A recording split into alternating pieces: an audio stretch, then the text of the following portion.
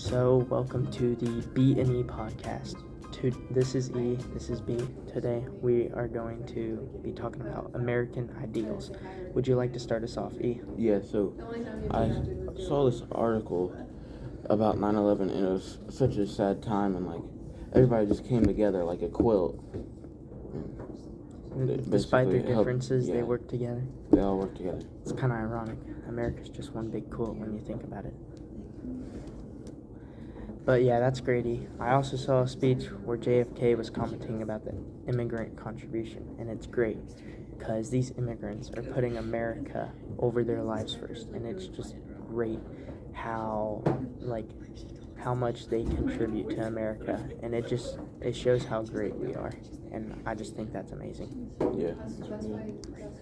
I saw another article about how there was a story about a man fighting with a bird, and about how the bird is so different despite their argument. They get along, and as they realize they're more relatable than they think.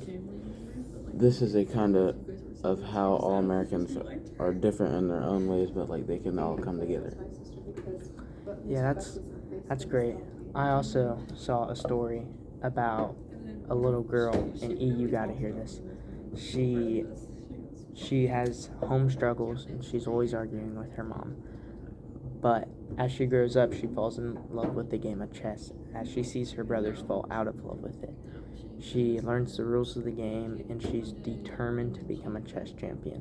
Her mother's still arguing with her, but her escape is chess. She gets so determined that she becomes a national chess champion. And it's like America, because when you think about it, us Americans, even the immigrants, are determined every day to make this place a better country. But yeah, that's all we have to talk about today. We'll roll a clip of the JFK speech. We'll provide some research, but thank you for listening to our podcast. This is the B&E podcast.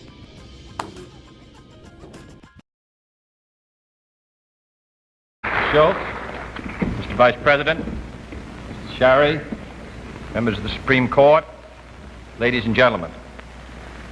I'm honored to receive this award from an organization which on its 50th anniversary should itself be receiving an honor for distinguished contribution to the enrichment of America's democratic legacy.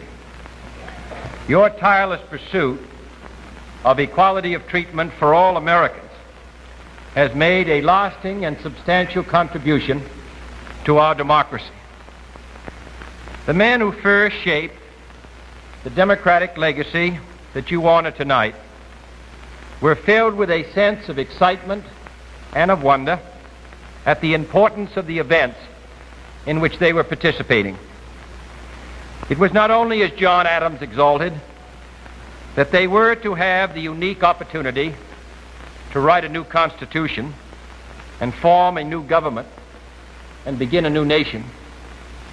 It was also the deep conviction, as later expressed by Walt Whitman, that here we have planted the standard of freedom, and here we will test the capacities of men for self-government. America was to be the great experiment, a testing ground for political liberty, a model for democratic government. And although the first task was to mold a nation on these principles here in this continent, we would also lead the fight against tyranny in all continents. In short, wrote Jefferson to Adams, the flames kindled on the 4th of July, 1776, have spread over too much of the globe to be extinguished by the feeble energies of despotism. Although Jefferson also foresaw that to attain liberty in other parts of the globe, years of desolation must pass over. Almost 2 centuries have passed since a small, weak nation, a beachhead on a continent, began the great experiment of democracy in a world where government, by the consent, it's almost 11 o'clock, by government, by the consent of the governed, has been extinguished for 2,000 years. As Jefferson prophesied, there have been many years of desolation and destruction.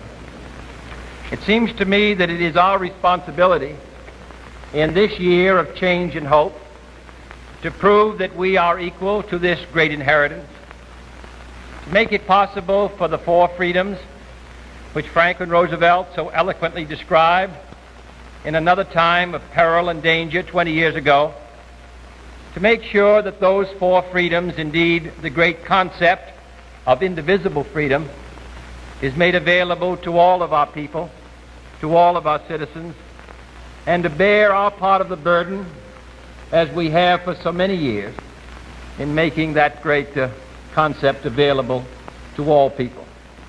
This is a great inheritance. It is a proud privilege to be a citizen of the great republic, to hear its song sung, to realize that we are the descendants of 40 million people who left other countries, other familiar scenes, to come here to the United States to build a new life, to make a new opportunity for themselves and their children. I think it is not a burden, but a privilege to have the chance in 1963 to share that great concept which they felt so deeply among all of our people. To make this really, as it was for them, a new world for us, and indeed for all those who look to us. That is what this organization has stood for 50 years. That's what this country has stood for 200 years. And that's what this country will continue to stand for. Thank you.